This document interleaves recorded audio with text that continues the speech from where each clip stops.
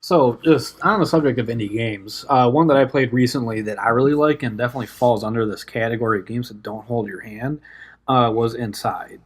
It's a new game by Playdead Studios, people who made Limbo.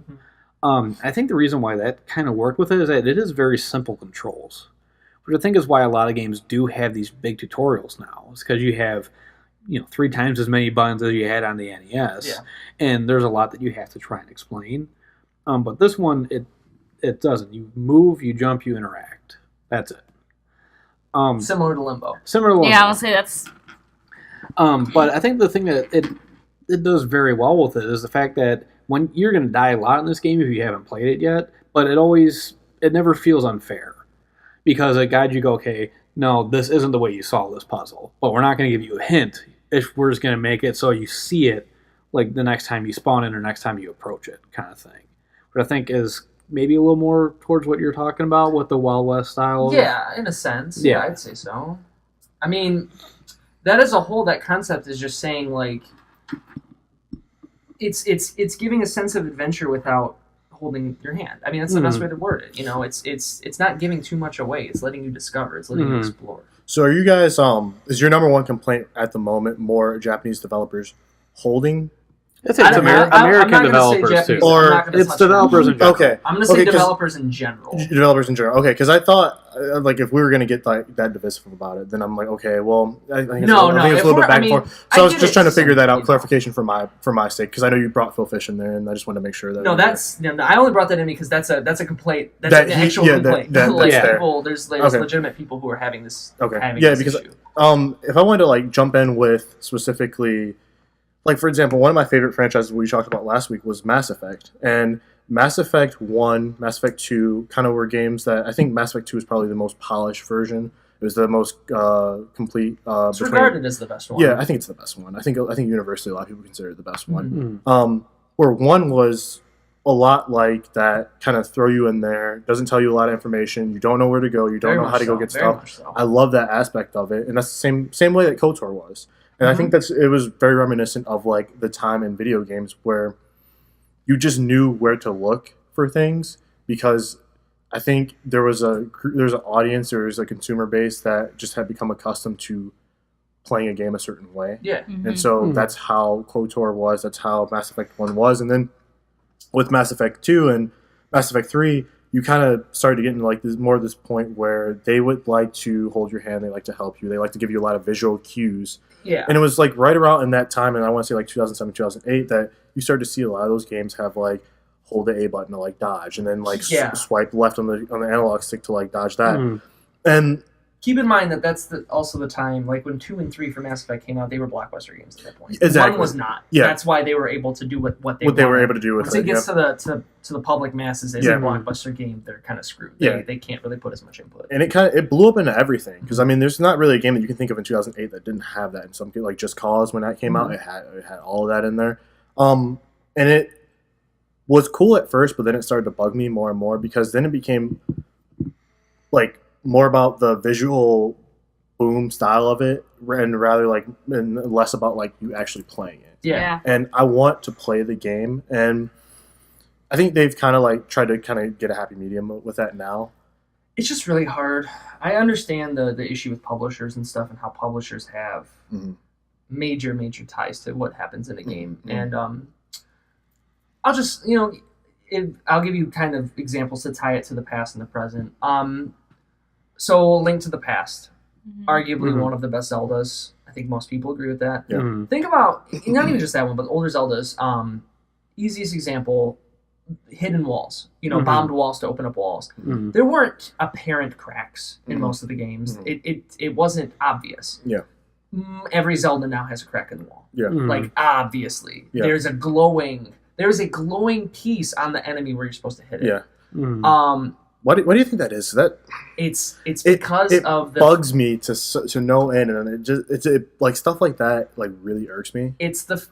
I personally think that it has to do with the fact that they are blockbuster games. Yeah. When you have games that are reminiscent of Legend of Zelda, like Binding of Isaac, where that shit throws you into it, just like Legend of Zelda, and it's an exploration. It's all based on you. The walls don't have cracks, and it's it's hell. It's the wild, wild west, and that's exactly what I'm talking about. Is it gives you this chance. You have to spend blood, sweat, and tears getting to where you're supposed to get. Yeah, but that's what's good. Yeah, that's what makes you feel alive. It turns it into more than just a video game. It's an experience, and that's what I think is important. So, like, when you say cracks in the wall, that makes me think of, I mean, this is a little off topic, but, like, that makes me think of Super Mario World 3D, I think. All the secrets in Super Mario World? Well, no, I was going to say, like, if you talking about 3D World? Yeah.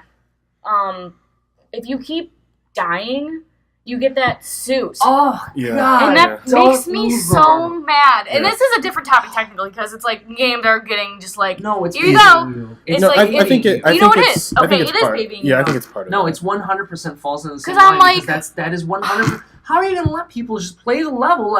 You may as well let them skip the damn level. And the funny thing is how frustrated you're getting is exactly how I feel. But then at the same time, you have like a group of audience members that are like, well, let the people play the game how they want to play the game. That's I'm like, fine. I'm not saying you're like, wrong. how about you like isolate that easy baby, walk you through, hold your hand mode, like completely far away from the actual game. I just like think that's like a separate category for like those people that want to play that game. Because like I hate to sound like let's segregate it like that, but it really does, like, it takes away from the experience. And, like, when it's, like, shoehorned in like that, where it's like, well, fuck, I just want to restart the save now because I don't want to have to, like, worry about this. Like, that drives me up the wall. I mean, if you're getting into Nintendo babying you, Nintendo's the only company that tells you you've been playing for a long time. Exactly. Oh, my God, Are you fucking kidding me? Yeah, you've been playing for too long. You need to take a break.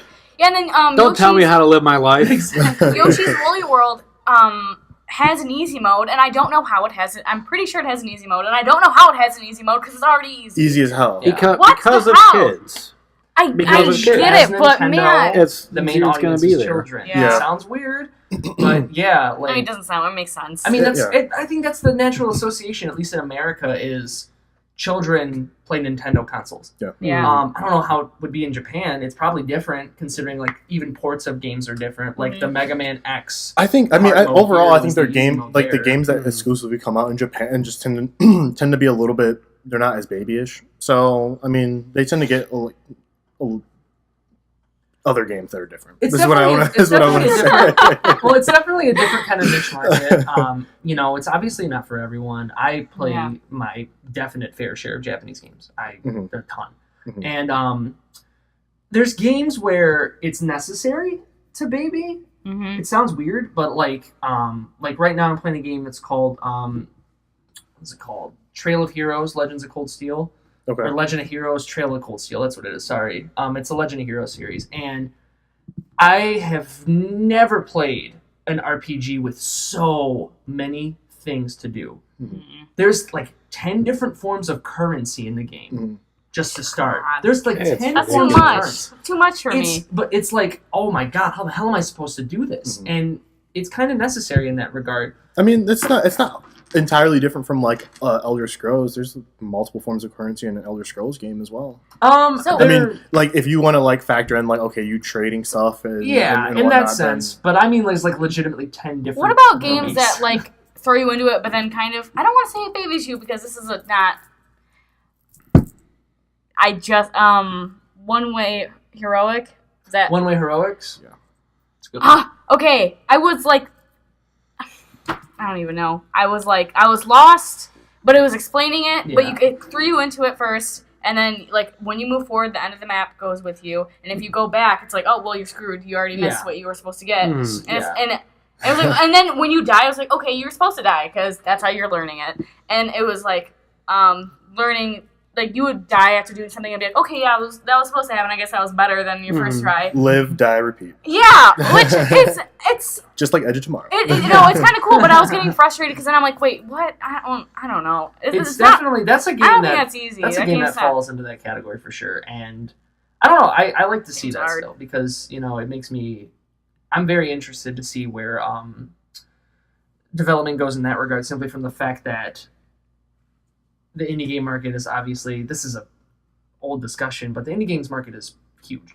Yeah, Yeah. and I And remember a lot of developers like making games like that. Yeah, and I remember thinking when it initially popped off, I'm like, the indie game market I thought was like kind of like the dumping ground for games, where like a lot of trash. Like, oh, it's just a downloadable game. Yeah, and it since has like it blew up really big. And then you played Castle Crashers. Yeah, You're like, and, oh shit, and then I never started mind. playing all these games, and then it like you see how that affects big AAA titles, and you see how that affects major publishers and stuff like that, and how they kind of like get integrated together. There's like a sort of cohesion that ultimately benefits all gamers, and we all get a better experience from that.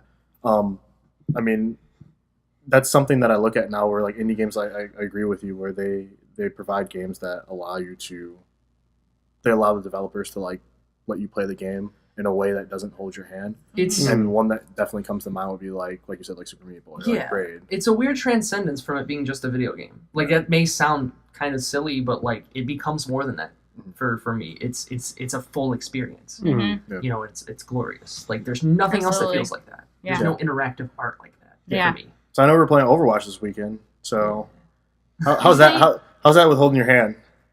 Well, is it easy? Is it hard? it's not. Okay. It's kind of. It's definitely. It panders to any kind of gameplay style, but it's up to you to figure out. Because there's the Call of Duty character, there's Soldier 76, where he's literally the because when you go through the tutorial, I think you have to play as Soldier 76. Okay. I didn't play through the tutorial, so I. No, I said nice. No, you have tutorial. to. Okay, well, I suck at those games, so I went and did the tutorial. No, it's not that you don't suck at them. Right? You don't play it. Like you've never really played it. Well, I don't suck at Overwatch. Yeah, so I had never played those, so I did the tutorial, and I was like, well, this sucks because I don't like that kind of character. It's like you'd probably like that character, to be honest. The soldier, character. Yeah, I mean, he's cool. He's good. We play first-person shooters, we'd like it, but you definitely want to experiment. Because else. With me, like it's a game about basically, gun combat in a sense. Yeah. At first glance, but the character I use is the ninja. Okay, yeah, which actually that's gameplay that I put in the last week's podcast. Was it Genji? Genji's so hard. Oh my god, he's my favorite. That dude looked I'm melting. Insane. Genji. Yeah. Overwatch. Play it this weekend for free.